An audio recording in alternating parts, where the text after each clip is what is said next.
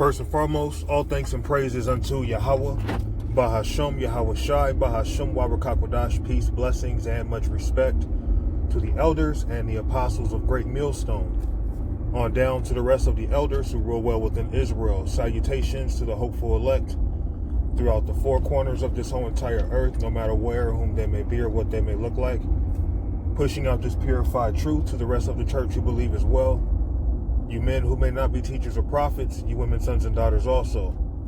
The water to Yahweh Shai, because without him enduring and going to that cross for the nation of Israel and the nation of Israel alone, none of this would even be possible whatsoever.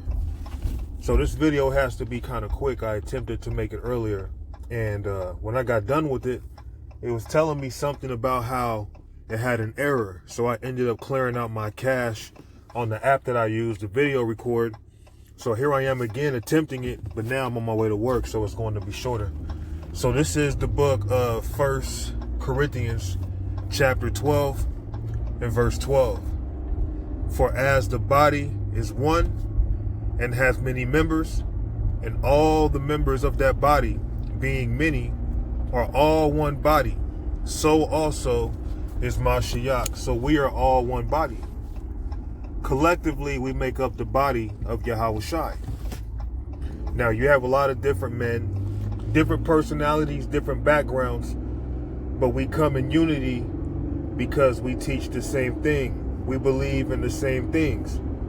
Now, any breaches that may be between brothers, if those brothers be of the house of David, eventually they're going to be, made right. But we're one body.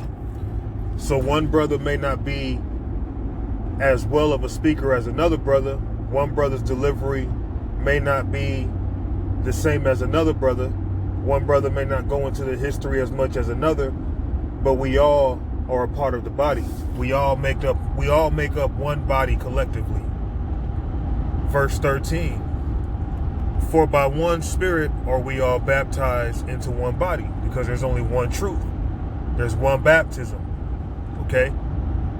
For by one Spirit are we all baptized into one body, whether we be Jews or Gentiles, whether we be bond or free, and have been all made to drink into one Spirit. For the body is not one member, but many. So the body is not one member, but many. That's why it's not good for brothers to try to compare themselves to another brother. Okay? The hand shouldn't compare itself to the foot. The eye shouldn't compare itself to the mouth. The leg shouldn't compare itself to the arm. Each member plays its part. It is needful. Just like if you were to cut off your pinky on your hand, try holding a sword after that. See how much more difficult it is to hold a sword. Okay? Now, you had a old Japanese gang, organization, whatever you want to call them, called the Yakuza. And they were about that life. They believed in what they believed in, but they would actually have someone's pinky cut off if they betrayed them, or as a sign of showing loyalty. And then you can't really hold a sword the same way anymore. So at the end of the day, even a pinky is needful. The body, how is it going to balance well without the pinky toe? Regardless of how big or small the member, collectively we make up one body. Okay? And guess what? This truth is going to be joined to this one body, and this truth is likened unto a woman. All right? If the foot shall say, because I am not the hand, I am not of the body, is it therefore not of the body? And if the ear shall say, because I am not the eye, am I not of the body? Is it therefore not of the body?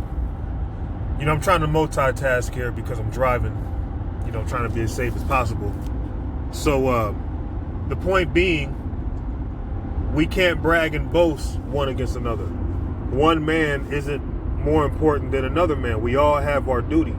We all have our position. We all are a part of the body as fellow believers. Now, This is the book of Proverbs, chapter 5, and verse 18. I got to keep it moving. I wanted to read some more, but I got to keep these scriptures moving because I'm on short time. Proverbs 5 and 18. Let thy fountain be blessed, and rejoice with the wife of thy youth. What is the wife of our youth? The wife of our youth being this wisdom, this knowledge, wisdom, and understanding. And guess what? This wisdom is compared to a woman. And this woman is being joined to the body of Yahawashi. The body of Yahawashi, we make up the church, starting with the men, of course. Okay, the Israelite men are the leaders, are the teachers. And the Lord is gathering the body of Yahawashi through this word. This word is going out. Let her be as the loving hind and pleasant roe. Let her breasts satisfy thee at all times, and be thou ravished always with her love. So just like you would with a thick, voluptuous woman, you be all up on her, caressing her, feeling all good. Well, that's how you want to be with this wisdom. You want to get into her. You want to put your time into her. Okay? And that's what's going to happen with the body. The body is going to be joined with Sophia. It's like into a marriage. All right? Verse 20. And wilt thou, my son, be ravished with a strange woman, and embrace the bosom of a stranger? So we shouldn't be embracing any false doctrines. Any doctrine outside of this truth, we should not be embracing that whatsoever. We have to take hold of the doctrine that's been given to us through Yahweh by Hashem Yahawashi, and he's using men on earth to disperse it. Okay? We shouldn't be following after strange doctrines, but rather we should be following after the true wisdom, the true Sophia, the true wife. Okay? And that one body, being the body of Yahawashi, is going to be joined to Sophia. And Sophia is not going to be joined to no one else but the body of Yahawashi alone. She's not an adulteress. Okay? She plays hard to get. She'll put you through fiery trial. But then you realize, well, dang, it was actually worth it because she's faithful. Okay, she comes with benefits. She sets you on a throne. She makes you a king. She gives you her inheritance. All right? This is our wife being this wisdom. Okay? And wilt thou, my son, be ravished with a strange woman, and embrace the bosom of a stranger? So we shouldn't be embracing any other doctrine outside of the doctrine of Yahawashi. Okay? Revelations chapter 2 and verse 4. Nevertheless, I have somewhat against thee, because thou hast left thy first love. So this knowledge, wisdom, and understanding, this wisdom is our first love, but we fell away. So seeing that we are returning to our first love, we should be seeking her 10 times more. Okay? And of course, I'm speaking metaphorically when I'm speaking of wisdom as a woman. And the word wisdom in the Greek, I believe, is Sophia. So this woman is our wife. This woman is our first love. And our first love is joined to one man, being that body of Yahawashi. That's why many people, they can't obtain this. They can't fully understand what we're telling them.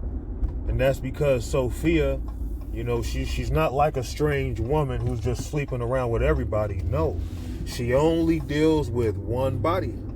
And that body is the body of what? Yahawashi. Okay? Nevertheless, I have somewhat against thee, because thou hast left thy first love. And we've come back to our first love. We've come back to Sophia. So seeing that we've come back, we should be ravished in her love. We should be caressing her breasts. We should be putting that intimate time in with her, man. We shouldn't be feeling like, oh, it's getting stale. I'm not really in love with her like I used to be. No, we should always be in love with Sophia, because it's through being joined with her, being married unto her, that's how you sit on the throne. It's through her inheritance, metaphorically, okay? So The elect are going to have this word, and the elect collectively make up one body, and that one body will be able to obtain her. No other body. All right, so Lord willing, this lesson, it was simple and edifying through the spirit and power of Yahweh, Bahashem Yahweh Shai, Bahashem Wa Rakakwadash Shalom.